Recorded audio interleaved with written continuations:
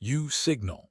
The voice was like wind chimes scraped over rock, melodic yet rough, and far too close behind him. Cale dropped the grav compensator core like it had suddenly become white-hot durasteel. It slammed onto the rusted deck plating of the derelict freighter with a clang that echoed through the humid, vine-choked space. He spun around, heart hammering against his ribs, hand instinctively going to the multi-tool holstered on his thigh.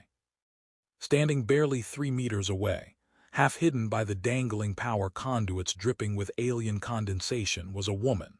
Except not quite. She was tall, impossibly slender, with skin that seemed to shift between deep indigo and shimmering silver, marked with intricate patterns that pulsed with a soft, internal light. Large, obsidian eyes, lacking pupils, fixed on him with unnerving intensity.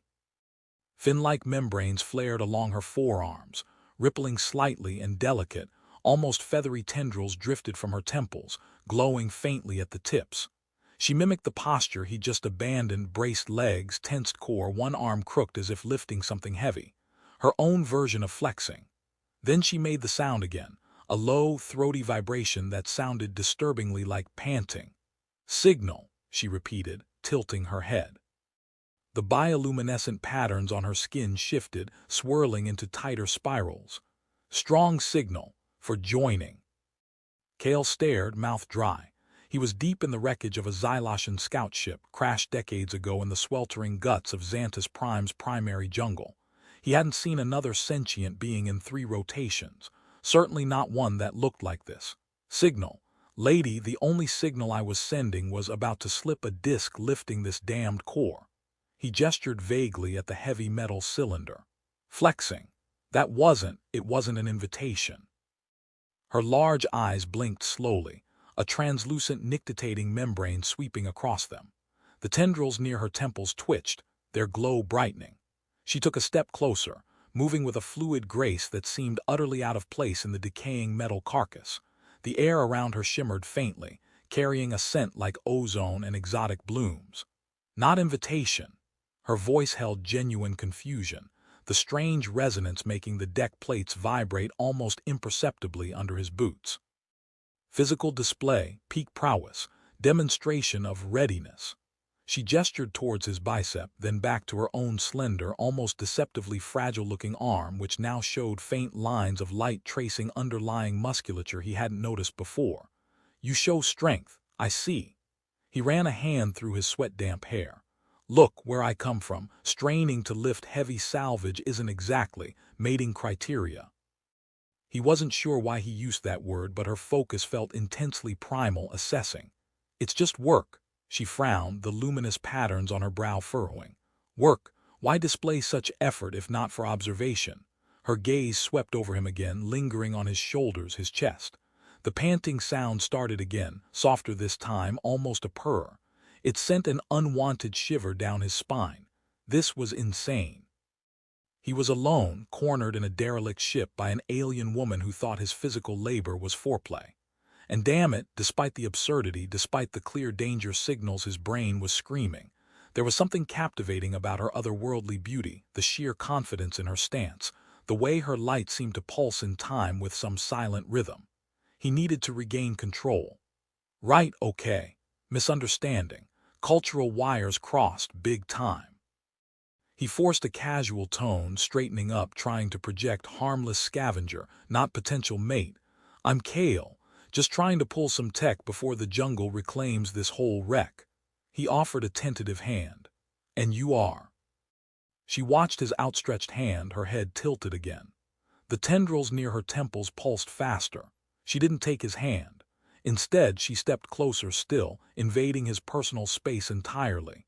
He could feel a faint warmth radiating from her skin, smell that strange, intoxicating scent more strongly. Her eyes scanned his face, then dropped to his chest, lingering where his heart was presumably hammering. The glowing patterns on her skin brightened, shifting from silver blue to warmer tones, hints of violet and gold swirling beneath the surface. My designation, she finally said, her voice dropping lower, the resonant quality intensifying, is Lyraxa. She lifted one hand, her long, elegant fingers tipped with what looked like polished obsidian. Slowly, deliberately, she reached out, not for his hand, but towards his chest, stopping just centimeters away. He could feel the energy crackling between her fingertips and his worn synth fabric shirt. "Your core," she whispered, her gaze flicking up to meet his, "beats fast." Her own chest rose and fell with that rhythmic, panting breath. The air thickened. The distant screech of jungle fauna seemed to fade, replaced by the thrumming silence in the enclosed space, punctuated only by their breathing and the faint hum emanating from her skin. He was trapped, pinned by her proximity and her unnerving, direct focus. His own body was betraying him, a flush rising on his neck, his own breath catching. This wasn't just cultural misunderstanding. This was something far more charged, far more dangerous, and far more interesting than salvaging old ship parts. His goal of staying free suddenly felt complicated. Suddenly, a screech, metallic and harsh, echoed from outside the hull breach Kale had used to enter. It wasn't jungle fauna. It was manufactured. Lyraxa reacted instantly. Her playful, assessing posture vanished, replaced by coiled tension. The fins along her spine snapped rigid, glowing a sharp, warning crimson. Her eyes darted towards the opening, the feathery tendrils flaring outwards. "Hunters," she hissed, the word guttural, stripped of its earlier melody. She grabbed Kale's arm, her grip surprisingly strong, the touch sending a jolt through him that had nothing to do with fear and everything to do with the sudden, unexpected contact. Her skin felt cool, smooth like polished river stone, yet vibrated with that strange internal energy. The crimson light from her fins cast harsh shadows across her face, transforming her from intriguing alien into something fierce, cornered. "They track my resonance," she whispered urgently, pulling him deeper into the wreck, away from the main chamber. "Hide now." The immediate threat vaporized the lingering awkwardness. Adrenaline surged through Kale. Hunters, her resonance. He had no idea what she was talking about, but the raw fear in her voice, the sudden shift in her energy, was undeniable. He let her pull him through a narrow, sparking corridor barely wide enough for one person, tripping over loose cables and debris. She moved with silent speed, her bare feet making no sound on the grated floor. She shoved him towards a cramped maintenance locker, its door hanging crookedly on damaged hinges.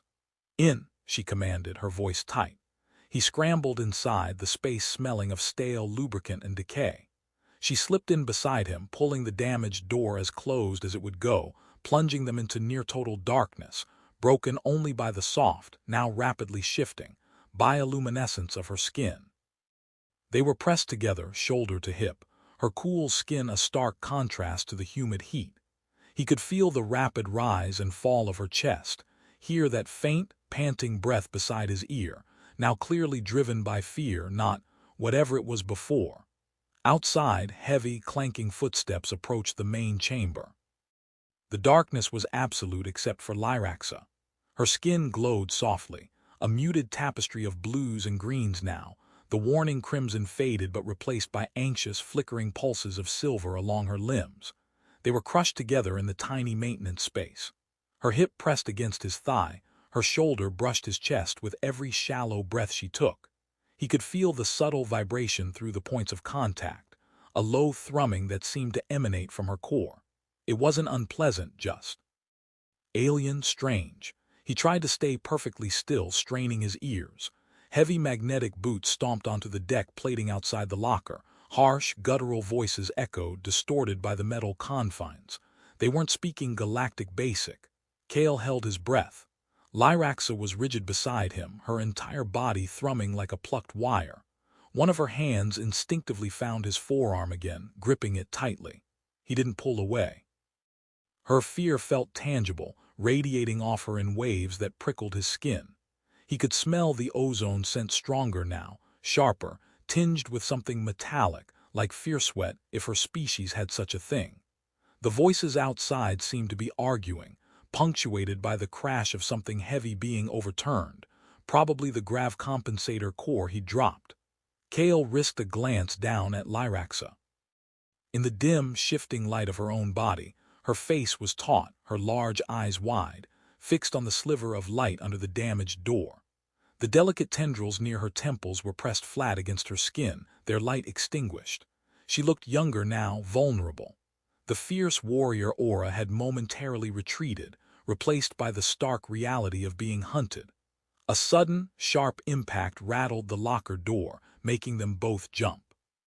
Lyrax's grip tightened convulsively on his arm, her obsidian-tipped nails digging slightly into his skin through the thin fabric of his sleeve. He didn't flinch. He could feel the rapid pulse beneath her cool skin. A low whine, like stressed metal, started up outside some kind of scanner. Lyraxa let out a tiny, choked gasp, pressing herself impossibly closer to him, trying to shrink away from the door. The internal glow of her skin dimmed further, becoming almost completely dark, leaving only faint traceries of light like dying embers. Was she trying to hide her resonance? The scanner whine intensified, sweeping past their hiding spot, then fatting slightly as it moved away. Silence stretched, thick and suffocating. Cale counted his own heartbeats, trying to regulate his breathing. 1 minute. 2. The clanking footsteps eventually receded, followed by the sound of something heavy dragging across the deck. Then silence again, deeper this time, broken only by the drip of condensation and the distant calls of Xantus Prime's unseen horrors. Lyraxa didn't move for a long moment after the sounds faded. The tension slowly seeped out of her body, leaving her almost limp against him. Her glow returned, hesitant at first, then blooming softly back into blues and gentle silvers.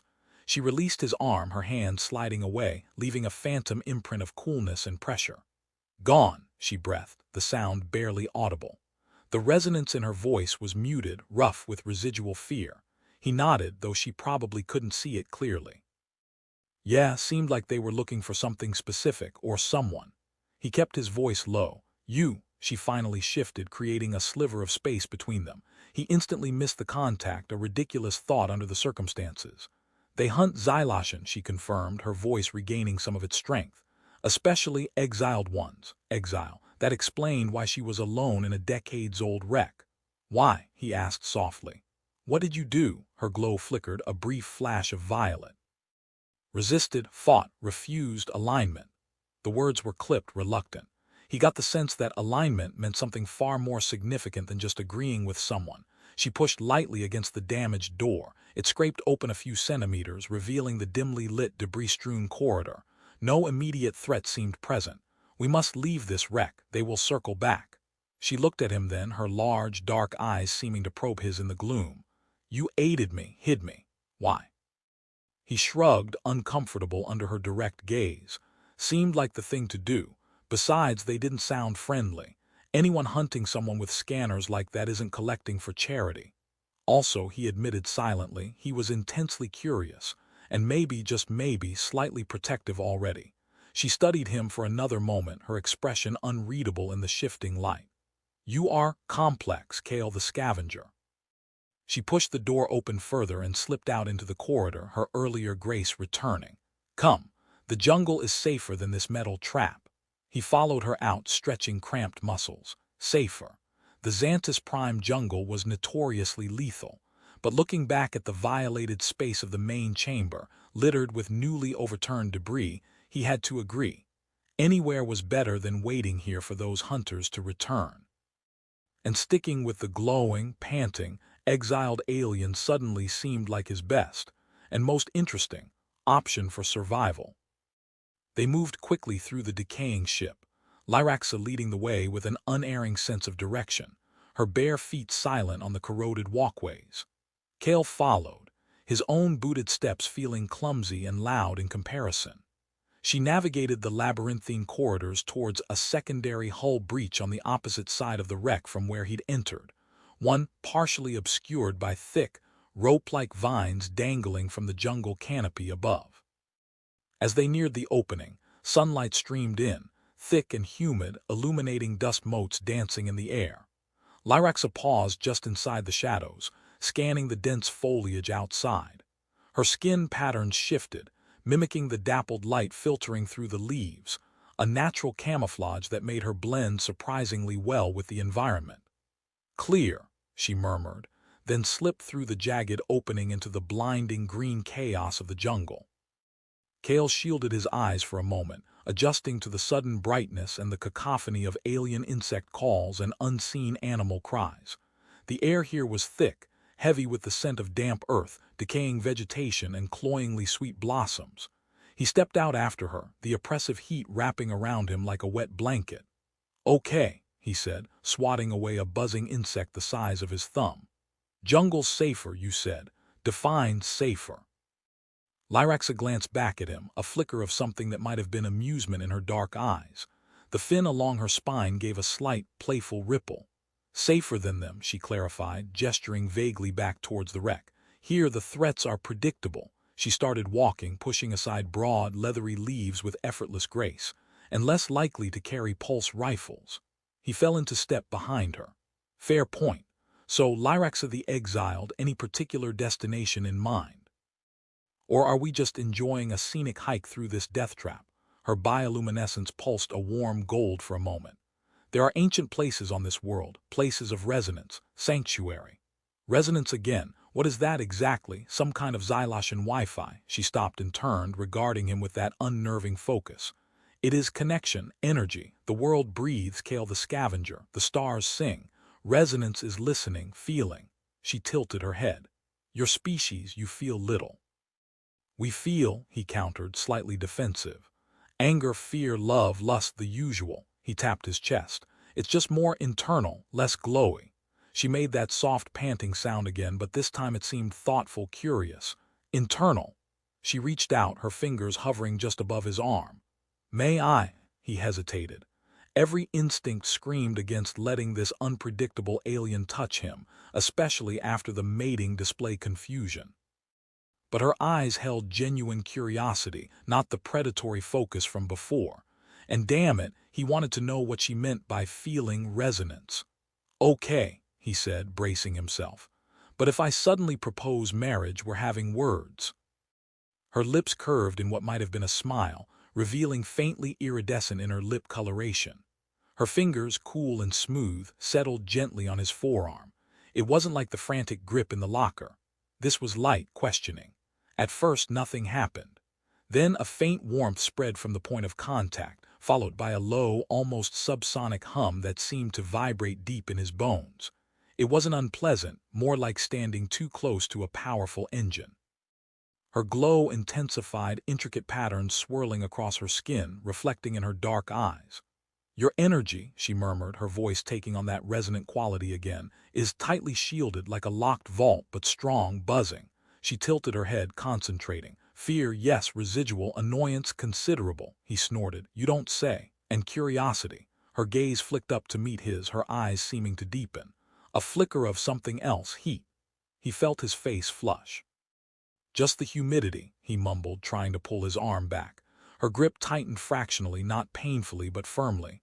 "No, not humidity." The golden light in her patterns pulsed. "It resonates with this."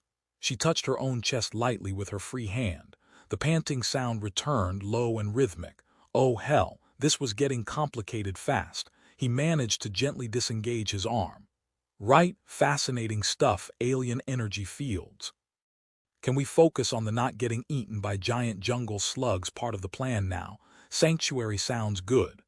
Lyraxa watched him for another beat, her expression unreadable but the golden light lingering on her skin. "Very well. Sanctuary." She turned and started walking again, her pace swift. "But your shields, Kale the Scavenger, they are intriguing." He followed, shaking his head, trying to ignore the lingering warmth on his arm and the distinct impression that he just revealed far more to her touch than he ever intended. The jungle pressed in around them, full of shadows and unseen movements, but the most unpredictable element, he suspected, was walking right beside him, glowing softly. They trekked for hours, pushing deeper into the tangled emerald heart of Xantus Prime. The air grew thicker, the sounds wilder. Kale's initial wariness of Lyraxa began to compete with a grudging admiration for her skill. She moved through the dense undergrowth like a phantom, anticipating hazards, finding paths where he saw only impenetrable walls of vegetation. Her senses were clearly attuned to this environment in ways his were not. She'd occasionally pause, tilting her head, her tendrils twitching. then change direction slightly, avoiding some unseen danger, a predator's hunting ground, a patch of venomous fungi, a sinkhole hidden beneath deceptive foliage. He tried to keep up the banter, partly to distract himself from the unnerving closeness and the lingering memory of her touch, partly just because sarcasm was his default defense mechanism. So these ancient places, he puffed, swatting at another cloud of iridescent gnats. Got good signal, decent amenities, maybe a hot shower. Lyrexa glanced back, her indigo patterns swirling. They have peace, safety, energy. Energy again, is that xyloshen for no spiders the size of my head. Spiders are part of the energy, she replied, perfectly serious. We coexist. Great, remind me to sleep with my boots on. He stumbled slightly on a gnarled root, catching himself just before he face-planted. Lyrexa turned, offering a steadying hand instinctively. He took it, the now familiar coolness and faint vibration grounding him for a second before he pulled away. Thanks. Her gaze lingered on him. You are not built for this world, Kale. Tell me something I don't know. He wiped sweat from his brow with the back of his hand. I'm built for sterile corridors and flickering console lights, not whatever this overgrown sauna is trying to do to me. Yet you adapt, she observed, her voice softening slightly. You persist. Was that respect? Before he could decipher the nuance, a sudden, high-pitched screech ripped through the jungle ahead, followed by a thrashing sound in the undergrowth. Lyrexa tensed instantly, pulling Kale behind a massive, moss-covered tree trunk. She peered around the edge, her fins flaring a cautious amber. Kale risked a look too. A creature resembling a six-legged panther, covered in oily black fur with far too many teeth, was tangled in a network of thick, pulsating vines that seemed to be actively constricting it. The more it struggled, the tighter the vines wrapped around its limbs and torso. A vine-trap predator. Nasty. Razor cat, Lyrexa whispered, her voice tight. Caught by a constrictor bloom, it will be crushed soon. The creature let out another agonized shriek. Kale watched, grimacing. He wasn't exactly sentimental about Xanthus Prime's aggressive fauna, but watching something be slowly squeezed to death wasn't pleasant. Anything we can do? Lyrexa shook her head, her tendrils drooping slightly. The bloom's grip is absolute once triggered. Its neurotoxins paralyze as they constrict. Interference is unwise. But Kale was already reaching for his multi-tool. Unwise is my middle name. He flipped open the tool, selecting the high-frequency sonic emitter. Stand back. Lyrexa looked at him, her eyes wide with alarm. Kale, no, the bloom will react violently. He ignored her, stepping out from behind the tree. Yeah, well, so will I. He aimed the multi-tool at the base of the main, pulsating vine cluster wrapped around the razor cat. He cranked the frequency, sending out a tightly focused beam of sonic energy. The effect was immediate. The vines recoiled as if struck, vibrating wildly. The constrictor bloom emitted a low, groaning sound like stressed wood. It loosened its grip fractionally. The razor cat, sensing the momentary reprieve, thrashed violently, tearing at the vines with its claws. Kale! Lyrexa cried out as several peripheral vines lashed out like whips towards him. He dodged the first two, but a third caught him across the shoulder, stinging like fire even through his jacket. He grunted, maintaining focus on the sonic beam. The main cluster shuddered again, visibly weakening. With a final, desperate heave, the razor cat tore itself free, shaking its head groggily before scrambling away into the undergrowth, disappearing in seconds. The constrictor bloom slowly retracted its damaged vines, sinking back into a more dormant state. Kale lowered the multi-tool, breathing heavily, rubbing his stinging shoulder. See, coexistence via sonic persuasion. He turned to Lyrexa, expecting a lecture, maybe grudging thanks.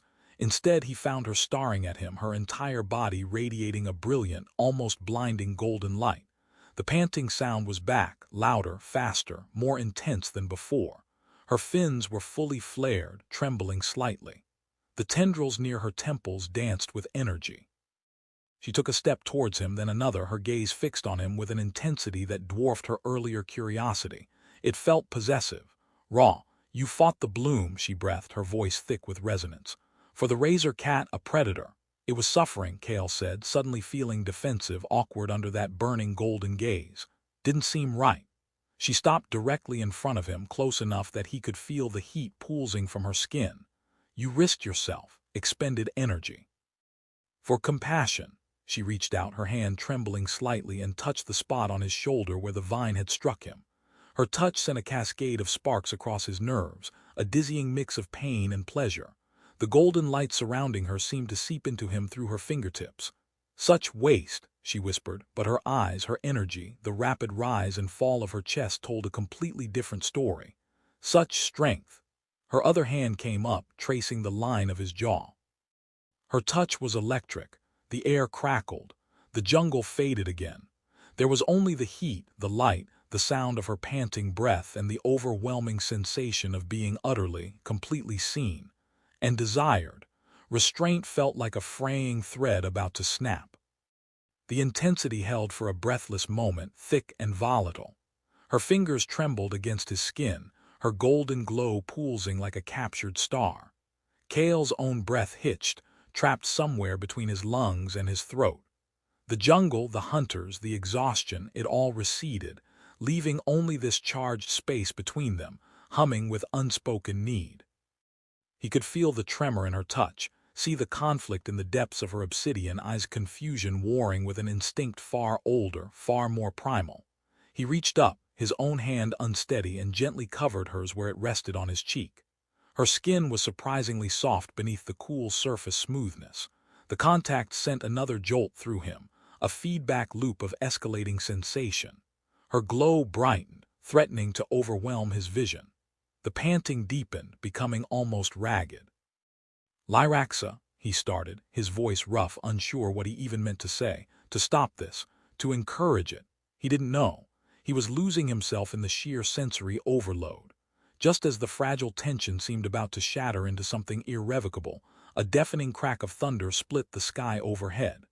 The sudden downpour started seconds later, not rain, but thick, heavy drops like falling pellets, instantly soaking them both. The golden light radiating from Lyraxa flickered violently, shorting out like a faulty circuit, plunging them back into the jungle's gloomy twilight. The spell was broken.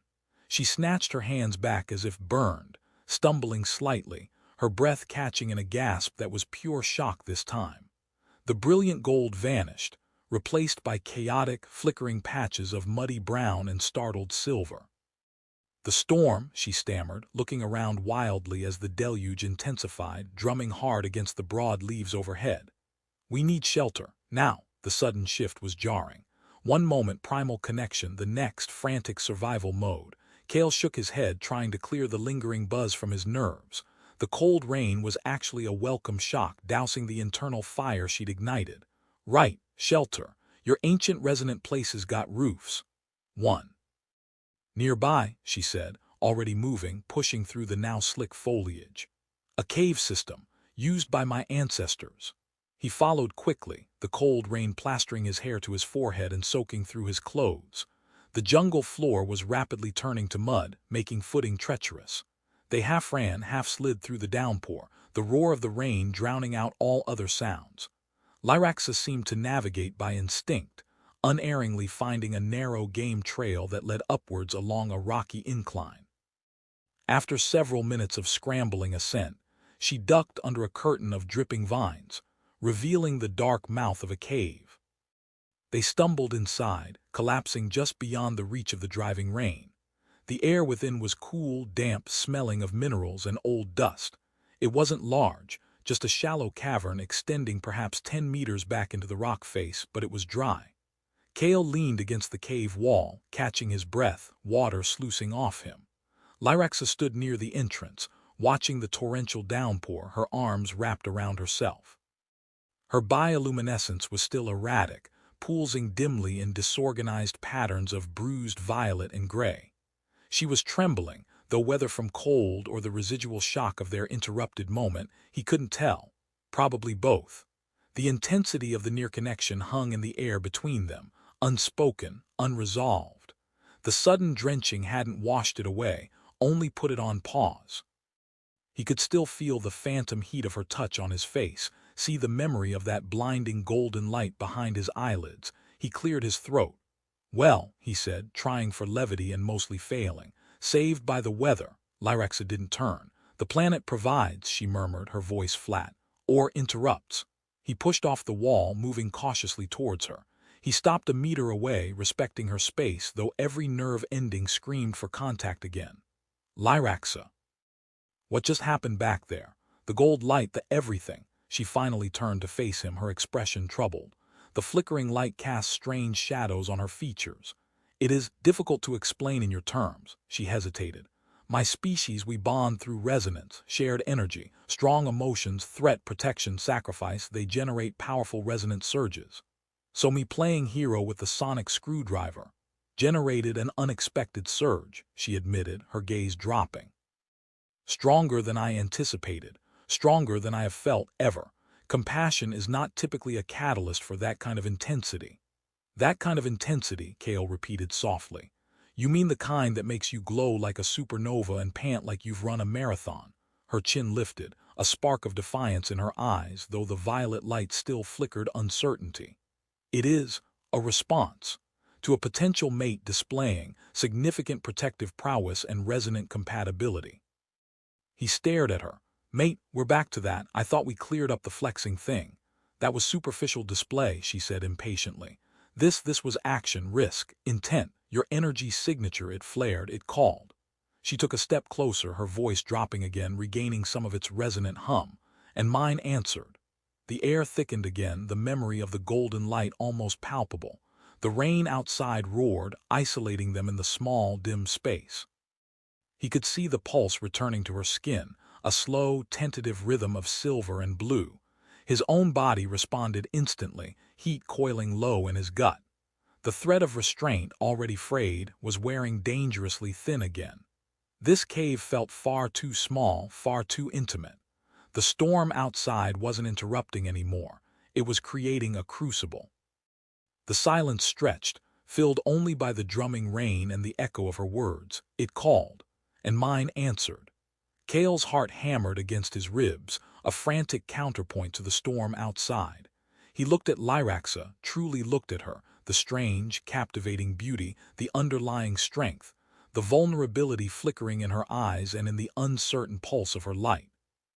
She was exile, warrior, alien enigma, and right now, she was focused entirely on him, her energy a tangible force in the small cave. His carefully constructed shields, the sarcasm, the determination to stay detached, they felt utterly useless against the raw honesty of her presence. So, he said, his voice husky, your energy answered. He took a step closer, mirroring her earlier advance, closing the small distance between them. What happens now? Her breath hitched, the soft panting sound returning, tentative this time. Her bioluminescent steadied, shifting towards warmer hues, a soft lavender and rose swirling beneath the blue. Now, she whispered, her gaze locked on his, we explore the resonance. She lifted a hand, palm up, hovering in the space between them, an invitation, a challenge. He hesitated for only a heartbeat. Logic screamed caution.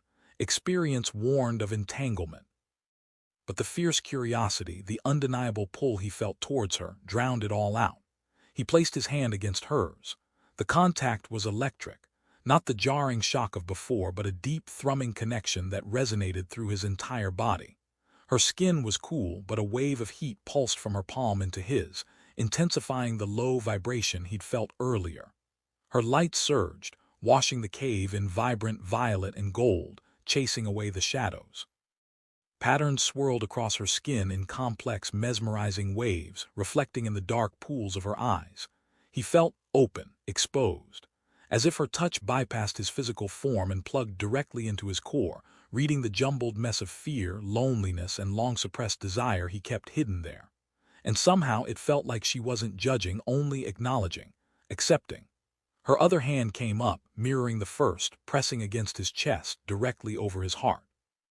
He gasped as the resonance doubled, tripled, flooding his senses.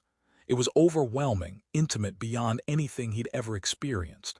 He could feel her lingering fear of the hunters, her fierce determination to survive, her loneliness, her startlingly intense reaction to him.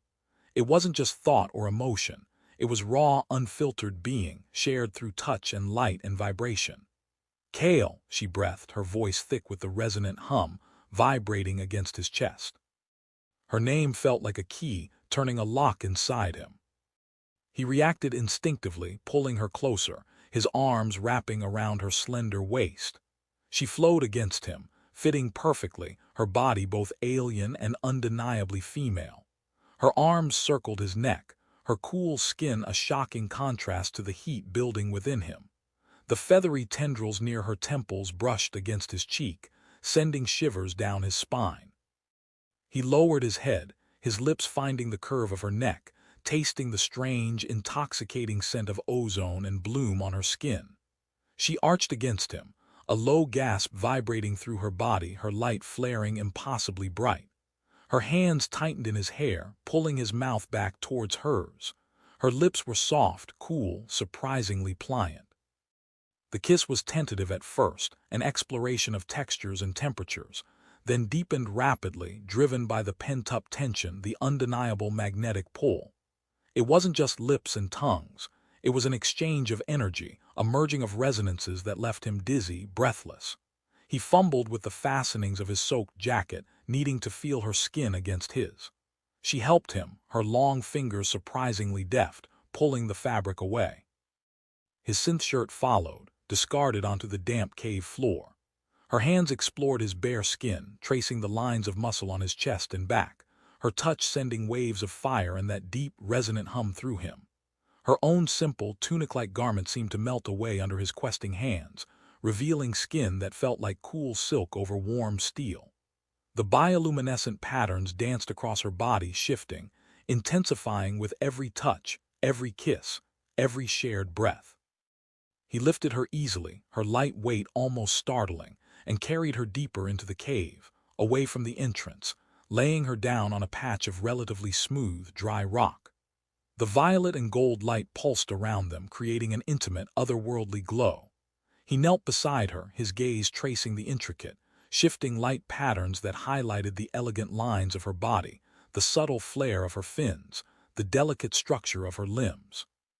She reached for him, pulling him down, her eyes dark, luminous, filled with an emotion he couldn't name but felt echoed in his own soul. Need, connection, surrender. The storm raged outside, but inside the cave a different kind of storm was breaking, fueled by touch, light, and a resonance that defied species and stars. The cave became their universe, illuminated by the shifting aurora of Lyrax's skin. Kale explored her body with a reverence that surprised him, mapping the landscape of cool, smooth skin, the subtle ridges of scale-like texture along her spine, the unexpected warmth that gathered where her light pulsed brightest. Her responses were purely sensory, unfiltered. A gasp as his fingers traced the sensitive edge of a thin membrane along her forearm, a shuddering sigh when his lips found the delicate, glowing tendrils near her temple, sending cascades of silver light showering down her neck. Her touch was equally exploratory, driven by a curiosity that felt both innocent and intensely carnal. Her long fingers traced the unfamiliar contours of his human musculature, lingered over the scars left by a life of scavenging and near misses, pressed against the steady thrum of his pulse points. With every touch, he felt that resonant connection deepen, as if she were weaving their energies together, thread by luminous thread. The panting sound she made was no longer tentative. It was a rhythmic counterpoint to his own ragged breaths, a primal expression of escalating arousal that vibrated through the rock beneath them. He kissed her again, harder this time, demanding, and she met him with equal force, her alien mouth surprisingly adept, learning his rhythms, teaching him hers. It was a conversation without words, spoken in the language of touch, heat, and light. He shifted position, settling between her legs, her cool thighs parting readily to cradle his hips. Her light flared, washing over him in waves of intense gold and deep violet. He could feel the resonance building within her, a palpable energy field that seemed to draw him deeper, urging him towards completion. He hesitated for a fraction of a second, the last vestiges of his human caution warring with the overwhelming alien intimacy of the moment. Looking down at her, at the way the light danced across her features, illuminating the intensity in her dark eyes, the choice felt inevitable. He belonged here now with her. He entered her slowly, carefully. She wasn't built like a human woman, the internal structure subtly different, slick and warm and welcoming in its own unique way. Lyraxa gasped, her back arching, her fins flaring wide, glowing with an almost painful brilliance. The resonance surged, a wave of pure sensation crashing through him, blurring the lines between his body and hers. He felt her pleasure, her surprise, her overwhelming connection to him, all layered onto his own rapidly building climax. He began to move, finding a rhythm that suited them both, a slow, deep cadence that allowed them to savor the connection, the friction, the shared energy. Her panting breaths became sharp cries, her hands gripping his shoulders, her obsidian-tipped nails scoring his skin lightly, not in pain, but in desperate emphasis. The light pulsed with every thrust, shifting through the spectrum, gold for pleasure, violet for intensity, flashes of crimson at the peaks. It was like making love inside a living nebula. He watched her face, mesmerized by the play of light and emotion. Her eyes were closed now, her expression one of transcendent focus. The tendrils near her temples pulsed with frantic energy, brushing against his cheeks, sending tiny sparks across his skin. He felt her gathering herself, the resonance building towards a final, explosive peak. He leaned down, kissing her neck, whispering her name, the sound swallowed by the intensity of the moment. Lyraxa. She cried out, a sound that was both alien and achingly familiar, her body convulsing around him. The light flared white-hot, blinding him for a second, and the resonance crested, pouring into him, through him, a tidal wave of shared ecstasy that shattered his control. He followed her over the edge, his own release tearing through him with a force that left him shaking, gasping her name against her skin. The light show slowly subsided, the blinding white fatting back through golds and violets, finally settling into a soft, pulsing blue-green, like tranquil starlight. The cave was quiet again, save for their ragged breathing and the steady drum of the rain outside. Kale collapsed beside her, pulling her close, their sweat-slick bodies cooling in the damp air. He cradled her head against his shoulder, feeling the gentle thrum of her receding resonance against his skin.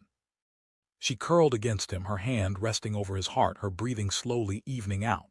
He stroked her back, feeling the smooth skin, the delicate fins now relaxed against her body. The intensity of the experience left him feeling raw, exposed, utterly transformed. This wasn't just sex. It was communion. A joining of energies he hadn't known was possible. He felt stripped bare, his defenses dissolved by light and touch and shared sensation. He looked down at Lyraxa nestled against him, her eyes closed, her face serene in the soft blue glow emanating from her skin. A fierce wave of protectiveness washed over him, stronger than anything he'd felt before. She wasn't just some exotic alien anymore. She was Lyraxa, and somehow, inexplicably, she felt like his. He tightened his embrace, burying his face in her strange, sweet-scented hair. The loneliness that had been his constant companion for years felt distant, muted by the warm weight of her body against his, the steady beat of her heart resonating with his own. They lay tangled together in the quiet aftermath, the soft blue-green glow of Lyraxa's skin a calming presence in the dim cave. The rain had softened to a steady drizzle, its rhythm a soothing backdrop. Kale traced the intricate patterns on her shoulder, watching them shift subtly with her breathing. She stirred, tilting her head back to look up at him, her dark eyes clear and fathomless. "Kale," she murmured, her voice soft, the resonant hum almost gone, leaving it surprisingly melodic. "Yes." She reached up, touching his face gently, her cool fingers tracing the line of his jaw, a gesture that now felt achingly familiar. "Your shields," she said, a hint of her earlier curiosity returning. "They are lower now." He managed a small smile. "Guess you blew a hole through them." "A temporary breach?" she asked, her gaze searching his. He shook his head slowly. "Don't think so. Feels more like reconstruction." He paused, searching for the right words. "What we just did. That wasn't just physical for me, Lyraxa. I felt you, your fear, your strength, everything." Her eyes widened slightly, and a warm wave of golden light washed through the blue-green patterns.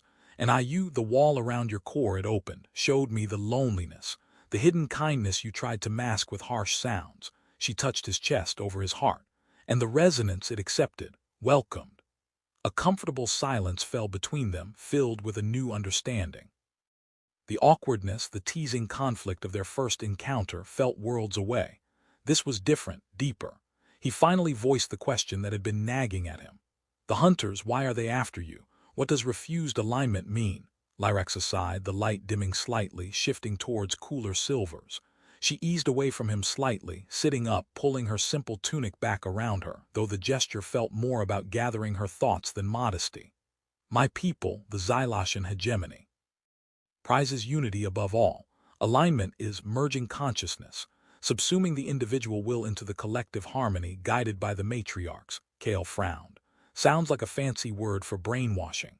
"It is more complex," she said carefully. "For most it brings peace, belonging, but some of us, our resonance is too strong, too individualistic. We resist the merging, we value self-determination." She met his gaze, her own fierce and proud.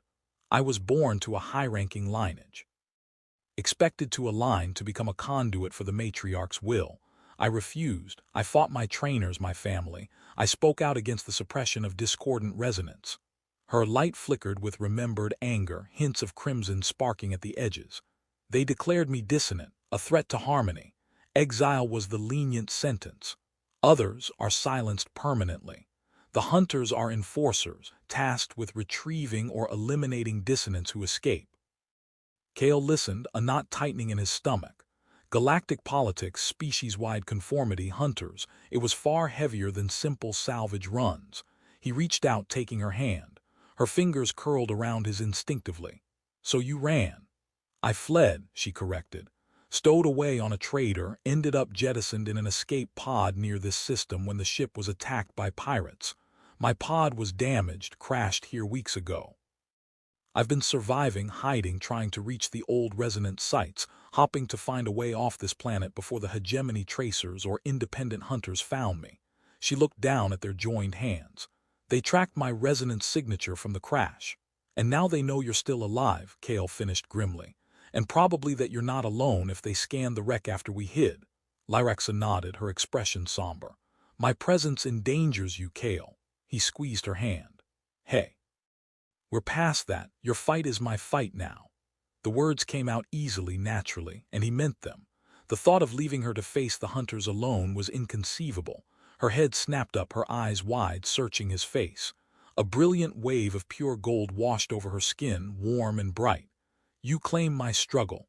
Looks that way," he said with a shrug, though his heart felt anything but casual. "Besides, I'm kind of attached to my resonant bondmate now." A slow smile spread across her face, the first genuine, unguarded smile he'd seen from her. It transformed her features, making her look breathtakingly beautiful. "Bondmate," she repeated softly, the word resonating with satisfaction. "Yes, I like the sound of that." A sudden proximity alert pinged faintly from Kale's multi-tool, lying discarded near his clothes. Both their heads snapped towards the sound. Lyraxa's smile vanished, replaced by immediate tension. Her light shifted instantly to sharp, alert amber. "They're back," Kale muttered, scrambling for the tool and his clothes. "Or they never left the area." Lyraxa was already on her feet, moving towards the cave mouth, her body coiled, ready for action. The peace was shattered. The hunters were closing in. But this time, she wasn't facing them alone. "How close?" Lyraxa whispered, peering out from the cave entrance into the rain-washed jungle, her fins held tight against her back, her light dimmed to a camouflaging pattern of muted greens and grays. Kale checked the multi-tool scanner display. 2 signatures closing fast, maybe 500 meters southeast flank, moving deliberately like they're sweeping the area. He quickly pulled on his shirt and jacket, the damp fabric clinging uncomfortably. Survival mode kicked back in, sharp and focused. "They must have picked up the energy surge from earlier." Lyraxa glanced back at him, a flicker of shared memory in her eyes, quickly suppressed. "My resonance flare, foolish." "Hey, worth it," he said, offering a quick, tight grin before holstering the multi-tool. "But yeah, probably painted a target on this cave." He grabbed his discarded sonic emitter, checking its charge. "We need to move. Can we lose them in this terrain?" "Perhaps," she said, scanning the dense foliage. "The rain masks scent and muffles sound, but their scanners can probably track your resonance signature even at low levels," Kale finished. Okay, new plan, we don't run, we make a stand, on our terms. Lyraxa turned, surprised. Fight them, there are two, armed. And we're two, Kale countered. One glowing alien warrior exile with unknown resonance powers and one resourceful scavenger with a sonic emitter and a bad attitude. He tapped the emitter. Disrupted the bloom, maybe it can mess with their scanners or weapons. She considered it, her tendrils twitching slightly. A focused sonic frequency could interfere with hegemony energy signatures, potentially disrupt their neural interfaces. A spark of her fierce warrior spirit returned to her eyes. It is high risk. Staying here is riskier. Running might just lead them to one of your sanctuary spots. Better to deal with them now while we have the element of surprise. He looked around the cave. We can use this entrance as a choke point. Lyraxa nodded slowly, determination solidifying her expression. Her light shifted, becoming sharper, edged with violet warning signals. Agreed, we fight. They quickly formulated a plan. Kale would position himself deeper in the cave, using the shadows and rock formations for cover, ready with the sonic emitter.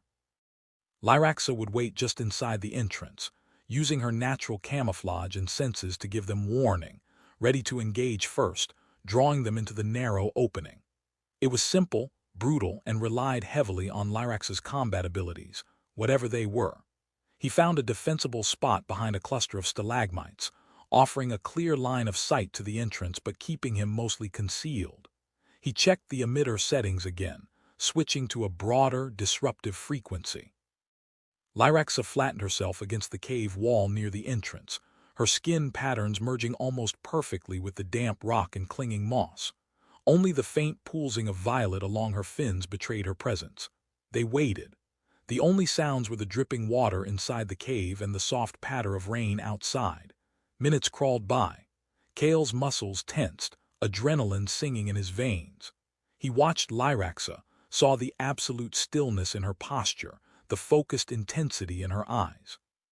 Then a flicker at the edge of the entrance. Lyraxa's fins flared slightly. A shadow moved through the curtain of vines. A figure stepped cautiously into the cave mouth, humanoid but bulky in dark, enviro-sealed armor, helmet obscuring its face. A pulse rifle was held at the ready, its targeting laser sweeping the interior. Kale held his breath. The figure took another step inside, scanning. A second armored figure followed, moving to cover the first. They spoke in harsh, guttural clicks, the sound grating in the enclosed space. They hadn't spotted Kale yet, their attention focused on the deeper shadows. Lyraxa moved. She exploded from the wall like a released spring, a blur of motion and shifting light. She slammed into the first hunter with incredible force, driving them backward. Her hand, glowing with intense energy, struck the hunter's helmet, sending sparks flying. The hunter staggered, disoriented. The second hunter reacted instantly, raising their rifle. Kale fired the sonic emitter.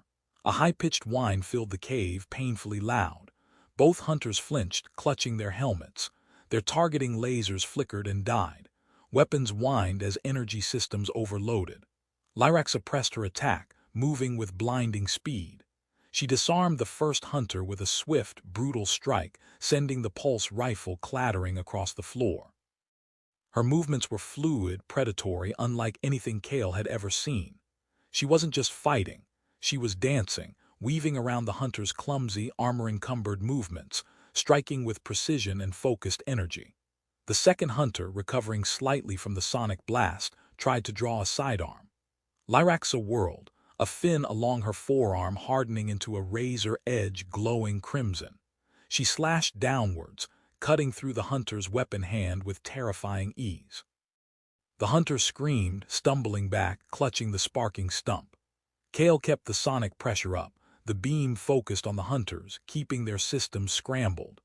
The first hunter lunged at Lyraxa, trying to grapple her. She twisted away, planting her feet, and unleashed a wave of pure resonant force from her outstretched palms. It hit the hunter square in the chest. There was no sound, but the hunter flew backward as if struck by a physical blow, slamming into the cave wall with enough force to crack the rock, then collapsing motionless. The second hunter stared in horror, then turned to flee. Lyraxa was faster. She intercepted them at the entrance, grabbing them by the shoulder armor, spinning them around. Her eyes glowed with cold fury. "Who sent you?" she demanded, her voice layered with resonant power that vibrated in Kale's teeth. The hunter just whimpered. Lyraxa placed her hand flat on their helmet. Her glow intensified, pouring into the hunter. The hunter convulsed violently for a second, then went limp in her grasp. She let them fall to the floor, unconscious but seemingly unharmed otherwise. She stood there for a moment, breathing heavily, the crimson light slowly fading from her fins, replaced by the alert amber. Kale lowered the emitter, the sudden silence ringing in his ears. He stared at the two downed hunters, then at Lyraxa. The speed, the power, the controlled lethality, it was awe-inspiring and terrifying. She turned to him, her chest rising and falling rapidly, her light still flickering with residual combat energy. "It is done," she said, her voice slightly breathless. He walked towards her, stepping carefully over the unconscious bodies. "Yeah," he breathed, "it's done." He reached out, touching her arm gently. "Are you okay?" She looked down at his hand, then up at him, the fierce warrior light softening in her eyes, replaced by something warmer. "I am functional." A wave of deep gold pulsed across her skin. "Better now." The immediate threat was neutralized, but the implications remained. They had fought hegemony enforcers. There would be more. Staying here was no longer an option. They dragged the unconscious hunters deeper into the cave system, finding a narrow fissure to conceal the bodies, hoping it would buy them some time before they were discovered or woke up. Kale salvaged their pulse rifles and sidearms, checking the energy packs. Standard hegemony issue, powerful but traceable. Still, better than his sonic emitter for a real firefight.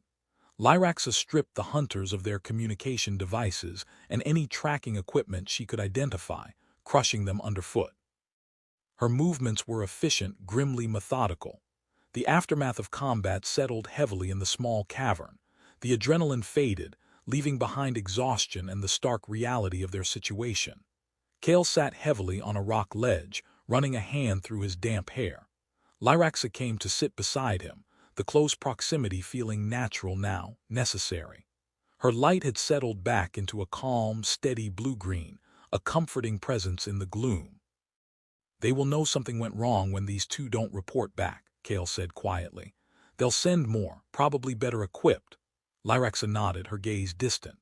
"The hegemony does not easily abandon a pursuit, especially for a dissonant of my lineage. They will escalate. Which means we need to get off Xantus Prime, fast." He looked at her. "My ship, it's small, barely spaceworthy after my last run-in with some corporate patrols, but it's hidden not far from the old Xylotian wreck. If I can get the primary drive back online, the grav compensator core you were signaling with." A faint smile touched her lips. He chuckled, shaking his head. "Yeah, that one, it's the key component I need. If we can get back there, retrieve it without running into more hunters, maybe, just maybe, we can patch the Star Hopper together enough to break orbit." "Back to the wreck," Lyraxa mused. "Risky, they may be watching it now." "Everything's risky now," Kale countered. "But it's our only shot. Unless your resonant sanctuaries come with functioning starships." She shook her head, the smile fading. "No, only echoes of the past, and perhaps temporary shielding from detection if the resonance is strong." She paused, then looked at him intently. "There is one such place between here and the wreck, a nexus point. We could rest there, gather strength, and perhaps mask our energy signatures before we attempt to reach your ship." Kale considered it. A few hours of rest sounded heavenly. And masking their energy signatures could give them a crucial edge. "Okay, lead the way, bondmate." The use of the term still felt new, strange, but undeniably right. Lyraxa's light warmed slightly at the word. She stood, offering him a hand. He took it, letting her pull him to his feet. Her touch sparked that familiar resonance, a quiet hum of connection that steadied his nerves. They left the cave, stepping back out into the now drizzling jungle. The air was clean, washed by the storm. The path ahead was uncertain, dangerous, but facing it together felt infinitely better than facing it alone. They moved through the twilight jungle, the dense canopy blocking out the last rays of the setting sun. Lyraxa led them unerringly towards the nexus point, her senses guiding them through the darkening labyrinth. Kale stayed close, hyper-aware of their surroundings, one of the confiscated pulse rifles feeling heavy and unfamiliar in his grip. After another hour of cautious travel, the character of the jungle began to change. The vegetation grew older, stranger, the trees massive, gnarled giants draped in phosphorescent moss that cast an eerie green glow. The air itself seemed to hum with latent energy, making the hairs on Kale's arms stand on end. Lyraxa slowed, her own bioluminescence brightening, shifting into complex flowing patterns of silver and gold that seemed to harmonize with the ambient energy. "We are close," she murmured, her voice taking on a deeper resonance. They emerged into a circular clearing dominated by a cluster of colossal crystalline structures that thrust towards the sky like giant, multifaceted shards. They glowed faintly from within, pulsing with slow, rhythmic light that matched the hum in the air. The ground beneath their feet felt strangely vibrant, alive. "The nexus," Lyraxa breathed, awe in her voice. "One of the primary conduits for this world's energy." She led him towards the central cluster. As they drew nearer, Kale felt the resonance intensify, sinking into his bones, calming his frayed nerves, easing his exhaustion. It felt welcoming, peaceful. Lyraxa stopped before the largest crystal, placing her palm flat against its cool, smooth surface. Her light surged, flowing into the crystal, which responded by pulsing brighter, sending ripples of energy outwards that washed over Kale like a warm tide. He felt lighter, stronger. The lingering aches and fatigue seemed to melt away. "This place gathers and amplifies resonance," Lyraxa explained, her eyes closed, seeming to bask in the energy flow. "It can heal, restore, and shield.